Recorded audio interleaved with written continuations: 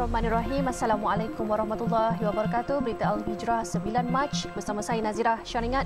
Kita saksikan tajuk utama malam ini. Tan Sri Muhyiddin ditahan SPRM bakal didakwa esok.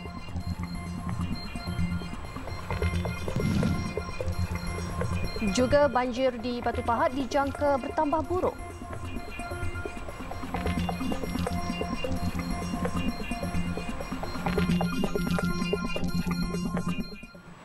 Tan Sri Muhyiddin Yassin ditahan pada jam 1 tengah hari tadi di Ibu Pejabat SPRM Putrajaya selepas hadir untuk dirakam percakapan bagi melengkapkan proses siasatan akhir berhubung projek Jana Wibawa dan isu berkaitan.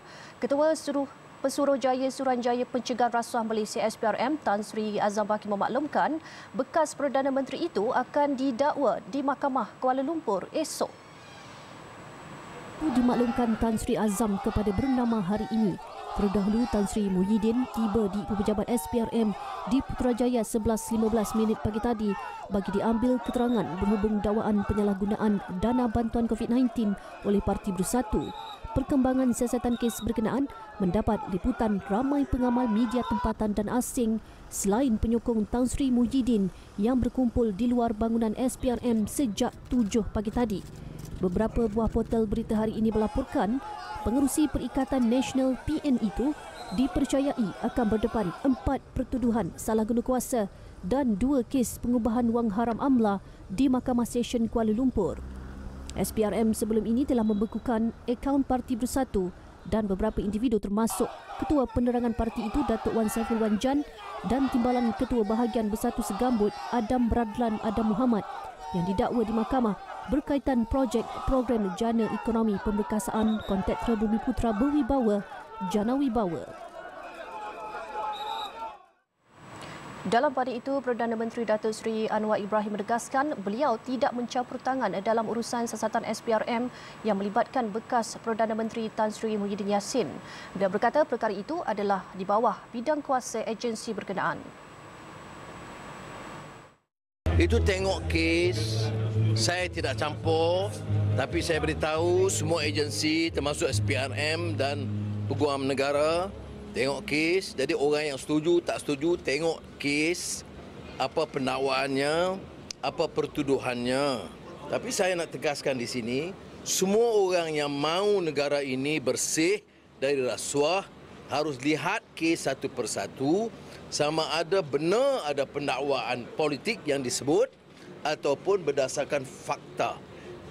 Yang saya sebut selama ini tentang kes Jana Wibawa Tempatan Banjir itu berdasarkan dokumen Kementerian Keuangan, bukan SPRM atau Jabatan Peguam Negara.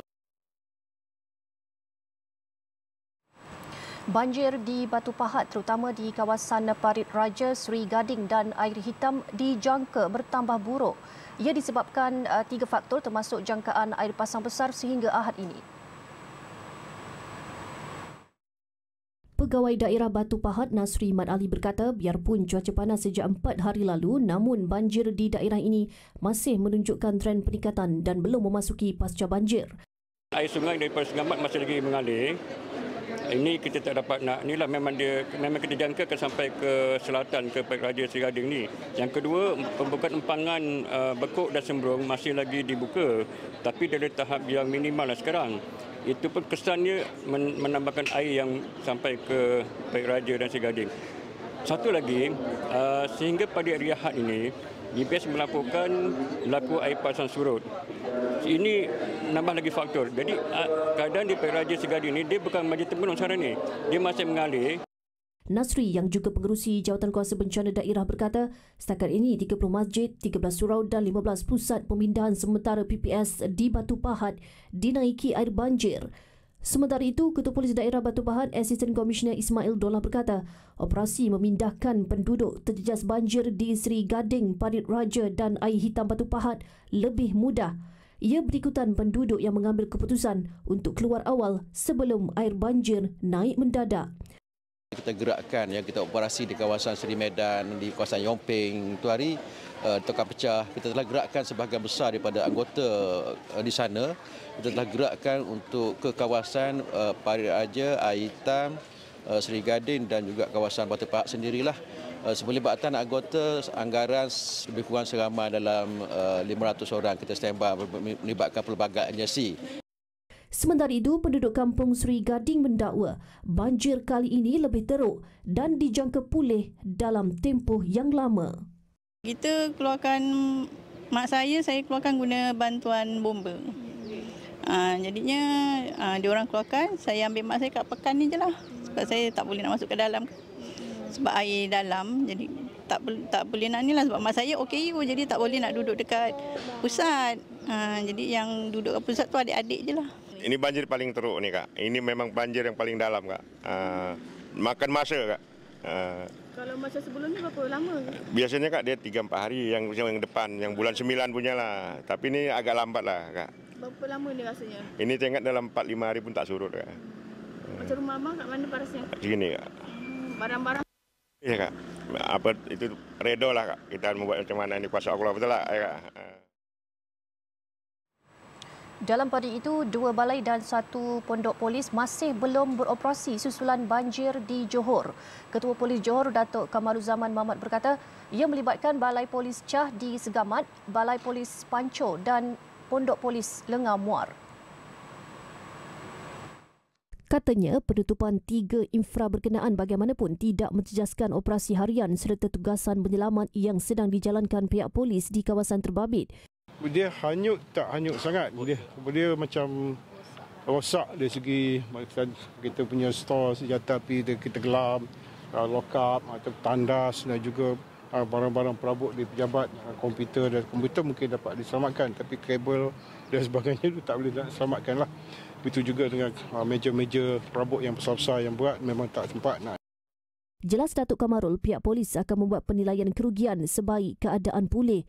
Dalam pada itu, menurutnya pihak polis mengesan sebanyak 41 laluan dan jalan di negeri itu yang masih ditutup susulan peningkatan paras air di beberapa buah kawasan yang membabitkan jalan-jalan di sekitar daerah Segamat, Muar, Kota Tinggi dan Batu Pahat. Justru pengguna jalan raya disaran untuk terus berwaspada ketika mengharungi banjir di kawasan-kawasan yang terlibat. Beliau menasihatkan agar orang ramai untuk menangguhkan dahulu perjalanan meredah banjir atau menumpang kenderaan berat. Beliau berkata demikian selepas melancarkan Majlis Bantuan Misi Pasca Banjir Polis Johor di IPK Johor Bahru. Sementara itu, seramai 120 pegawai dan anggota Polis Johor ke Keluang hari ini bagi membantu membersihkan perumahan polis dan penduduk terjejas. Segala peruntukan kepada mangsa banjir yang disumbangkan pelbagai pihak untuk tabung musaadah adalah telus dan diberikan terus kepada kumpulan sasaran. Justru Menteri di Jabatan Perdana Menteri Hal Ehwal Agama, Datuk Dr. Muhammad Naim Mokhtar berkata, penderma tidak perlu risau berhubung derma yang mereka sumbangkan. Memerlukan, saya tekankan isu integriti. Ini isu amanah. Dan rakan-rakan kita yang turun ke padang membantu mereka-mereka masa-masa banjir, saya harapkan sangat supaya pastikan supaya tidak ada satu sen pun yang disalahgunakan. Itu pesan-pesan saya, dan sebab yang kita nak bantu adalah mereka-mereka yang sukar. Jadi kita nak pastikan supaya semua sumbangan yang kita berikan ini akan sampai kepada mangsa-mangsa tersebut, dan dengan cara tersebut mereka ini akan dapat dikurangkan kesusahan dan kesukaran mereka, insya-Allah. Beliau berkata demikian kepada media selepas merasmikan pelepasan misi bantuan banjir skuad Musaadah Madani, agensi di bawah Menteri di Jabatan Perdana Menteri Hal Ehwal Agama di Putrajaya siang tadi. Dalam majlis ini, sebanyak 2.1 juta ringgit berjaya dikumpulkan bagi misi bantuan banjir skuad Musaadah Madani bagi membantu negeri-negeri yang terjejas akibat banjir. Dana ini merupakan sumbangan dari agensi-agensi di bawah Menteri di Jabatan Perdana Menteri Hal Ehwal Agama. Antara agensi yang turut sama menyampaikan sumbangan ialah Majlis Agama Islam Wilayah Persekutuan Mawib yang menyerahkan sumbangan paling banyak iaitu RM1 juta, diikuti Tabung Musaadah RM500,000, Tabung Haji RM200,000 dan Yayasan Pembangunan Ekonomi Islam Malaysia YAPIM sebanyak RM162,400.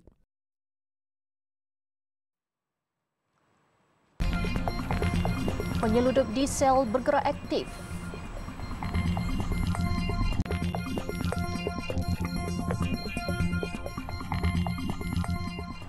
Alhamdulillah, bertemu kembali. Semua pihak berkuasa tempatan PBT perlu memberi tumpuan kepada perancangan kota yang seimbang agar nasib rakyat terbela, terutama golongan miskin tegar. Perdana Menteri Datuk Seri Anwar Ibrahim berkata, perancangan kota sebelum ini mempunyai banyak kelemahan kerana ia memfokuskan kepada pembangunan semata-mata sekaligus menimbulkan pelbagai isu dalam kalangan rakyat dan negara. Maka kita lihat umpamanya keadaan tidak terkawal dan lebih parah bila ada kesenjangan. Kerana kota juga menzahirkan kawasan sesak, kawasan miskin bandar yang disebut slums. Maknanya perancangan kita ada kelemahannya. Kita bangunkan bangunan yang sergam indah, projek-projek mega, kerana itu perlu untuk membangunkan. Tetapi kita lupa bahawa yang bekerja itu juga memerlukan perumahan. Jadi perumahan ketinggalan. Jadi akhirnya bila nak bangunkan perumahan, kos sudah meningkat, kos tanah melambung tinggi. Jadi sebab itu perancangan dari kota-kota besar ini sangat penting. Tambahnya, keadaan kelihatan sudah tenang biarpun masih tidak terlambat, namun semua pihak perlu mengambil iktibar dalam perkara ini. Ini kerana perancangan kota-kota besar amat penting agar selari dengan konsep Malaysia Madani. Beliau turut menegaskan bahawa semua pihak berkuasa tempatan perlu menyediakan kemudahan dan mengindahkan warung serta gerai kecil bagi seluruh rakyat Malaysia.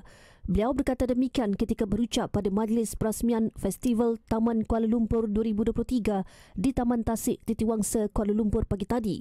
Festival Taman Kuala Lumpur 2023 yang bertemakan Laman Seni dan Flora Malaysia akan berlangsung sehingga Ahad ini. Pelbagai pengisian acara diadakan, antaranya pameran pertandingan, jualan dan persembahan. Kementerian Perdagangan Dalam Negeri dan Kos Sara Hidup KPDN mengesan aktiviti penyeludupan diesel yang bergerak aktif menggunakan kereta dan lori. Timbalan Ketua Pengarah Penguatkuasa KPDN Aris Mamat berkata, melalui optiris yang dijalankan bermula 1 Mac hingga semalam, lebih 93,000 liter diesel bernilai hampir setengah juta berjaya dirampas. Dia menggunakan kenderaan yang pelbagai lah, kenderaan kereta biasa ataupun dia menggunakan lori ataupun kepala lori lah untuk mengisi dan kes itu banyak yang kita buat tangkapan lah. Aris berkata penyelewengan bahan api bersubsidi itu dikesan berlaku di banyak peringkat termasuk stesen minyak dan pemborong. Katanya pembelian oleh warga asing juga menjadi salah satu penyumbang kepada keterisan diesel. Jelas beliau, sehingga semalam 168 pemeriksaan telah dibuat dan Sarawak serta Negeri Sembilan mencatatkan kes paling banyak berlaku keterisan diesel. Aris berkata demikian kepada media selepas melakukan pemeriksaan khas cegah keterisan diesel di Kompleks Imigresen Kastam, Kuarantin dan Keselamatan ICQS Pengkalan Hulu hari ini.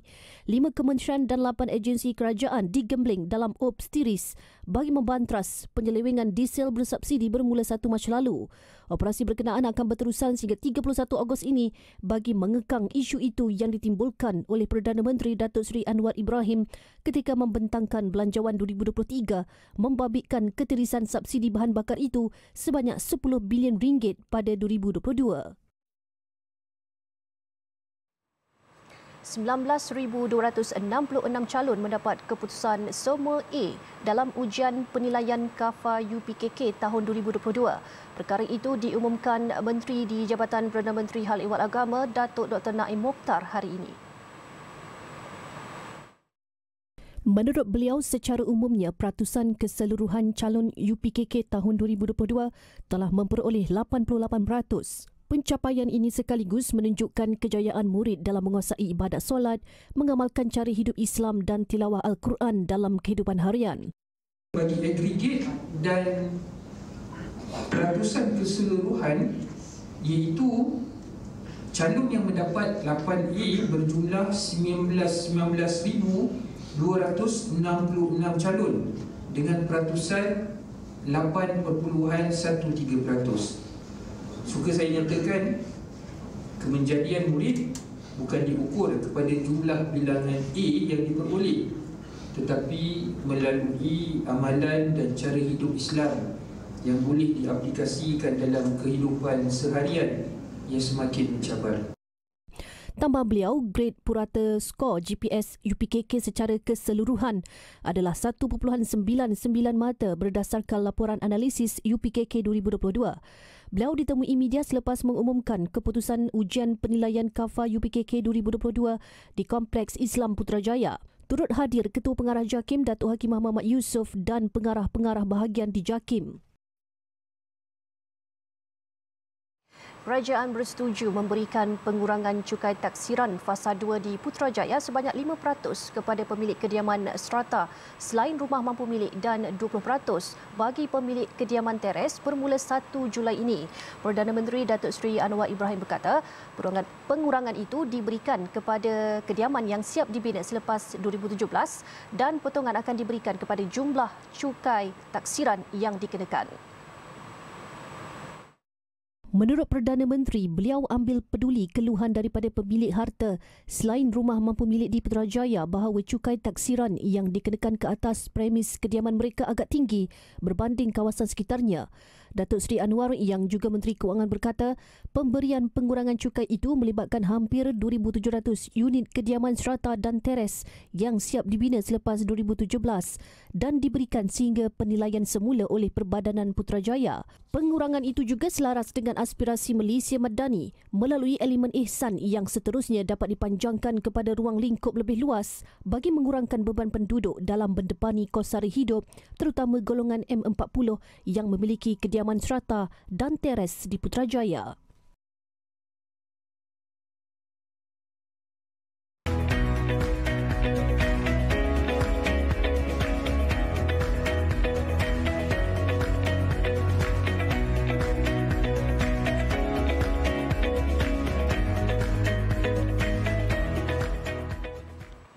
Seratus madu tualang asli yang diambil dari hutan tanpa melalui sebarang pemprosesan serta tiada sebarang campuran bahan kimia.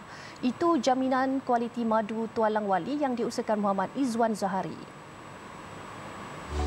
Menurut Muhammad Izwan, dia mula menjual madu asli pada tahun 2016 dengan modal RM500. Perniagaannya semakin berkembang setelah mendapat bantuan perniagaan daripada pihak Mawib sebanyak RM5,000.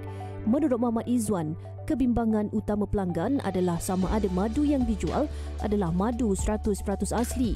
Justru untuk menjamin keaslian, madu tualang wali dihantar untuk dianalisa keasliannya di Unipek UKM, Mardi dan Institut Genom Malaysia. Menurutnya, walaupun sememangnya asli, ujian makmal tetap dibuat bagi bertujuan memenuhi kepuasan pelanggan selain memastikan pelanggan sentiasa mendapatkan madu yang benar-benar asli serta berkualiti tinggi. Muhammad Izwan juga berharap dapat memperkembangkan perniagaannya ke arah penyelidikan dan inovasi produk berasaskan madu seperti kosmetik, makanan dan lain-lain pada masa hadapan. Maklumat lanjut untuk produk madu tualang wali, layari laman web atau laman sosial tertera.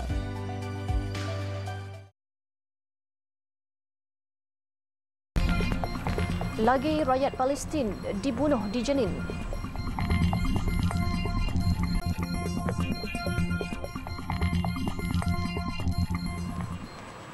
Laporan luar negara, tentera Israel membunuh 3 rakyat Palestin dalam satu serbuan di Bandar Jenin, tebing barat.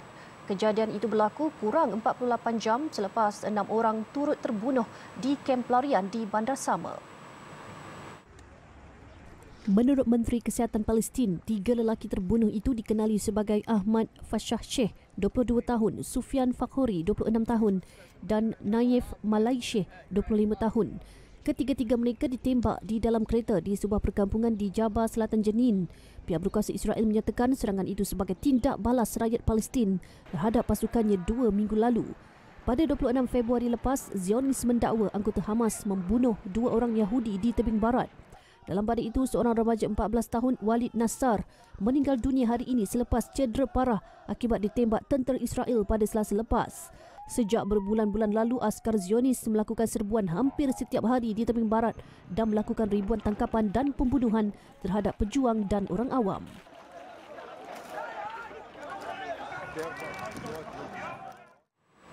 Selepas lebih 2 dekad ditahan di penjara tentera Guantanamo, akhirnya jurutera warga Arab Saudi dibebaskan tanpa dibicarakan. Ghassan Al-Sharbi, 48 tahun sebelum ini ditahan di Faisalabad, Pakistan bersama sekutu Al-Qaeda pada Mac 2002, namun tidak pernah didakwa dalam tempoh berkenaan. Al-Sharbi menjadi sasaran kerana pernah menjadi penuntut di Universiti Aeronautik di Arizona bersama dengan 2 penjenayah Al-Qaeda yang terbabit dalam plot serangan 11 September 2001. Tentera Amerika sebelum ini pernah mahu mendakwa Al-Sharbi tapi menggugurkannya pada 2008 namun tidak membebaskannya. Siasatan juga mendapati Al-Sharbi tiada jawatan dalam Al-Qaeda.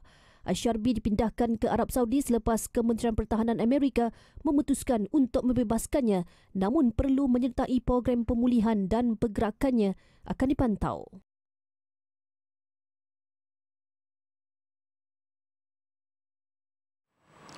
Sementara itu, di Afghanistan, pemimpin Taliban yang juga Gubernur Wilayah Balkh, Daud Muzammil, antara 3 yang terbunuh dalam serangan bom di utara negara itu.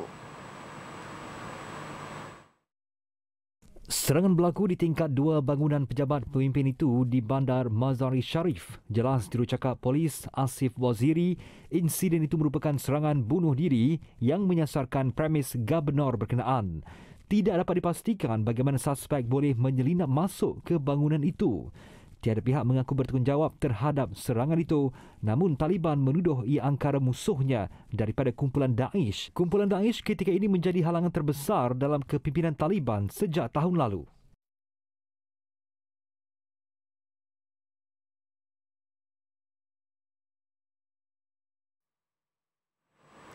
Manakala di Indonesia, Mahkamah Surabaya menjatuhi hukuman penjara 18 bulan terhadap seorang pegawai perlawanan bola sepak kerana didapati cuai ketika rempuhan di Stadium Kanjuruhan di Malang, Jawa Timur pada 22 Oktober lalu yang menyebabkan 135 orang maut.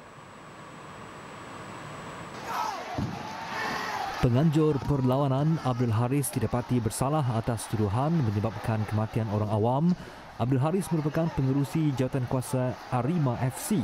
Manakala seorang lagi pegawai keselamatan stadium, Suko Sutrisno, turut dijatuhi hukuman penjara setahun. Kedua-dua mereka diberi masa 7 hari untuk merayu. Sementara itu, 3 lagi pegawai polis turut didakwa atas kesalahan sama dan kes mereka akan diputuskan kemudian. Sebelum ini, Siasatan Suruhanjaya Hak Asasi Manusia Indonesia mendapati punca utama rempuhan itu disebabkan tindakan polis melepaskan 45 das gas pemedih mata ke arah orang ramai. Dalam kejadian pada 22 Oktober lalu, menyaksikan perlawanan antara Arima FC dan Persebaya Surabaya berakhir dengan tragedi apabila 135 penonton terbunuh, termasuk 40 kanak-kanak, manakala puluhan lagi cedera selepas cuba melarikan diri dalam rempuhan di stadium berkenaan.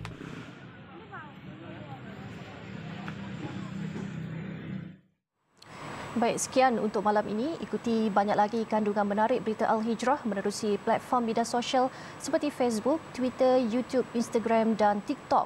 Juga layari alhijrahnews.com untuk laporan berita dalam dan luar negara serta artikel eksklusif. Baik, sebelum berpisah, sama-sama kita meriahkan program selawat dan munajat untuk Malaysia Sabtu ini 11 Mac, 7 malam hingga 11 malam bertempat di Stadium Bola Sepak Ceras, Kuala Lumpur. Program akan dirasmikan Perdana Menteri Datuk Seri Anwar Ibrahim. Semua dijemput hadir.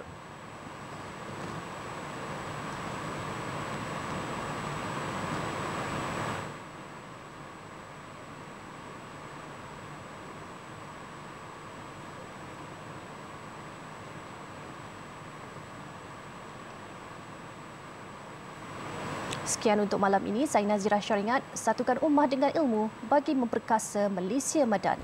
Assalamualaikum dan selamat malam.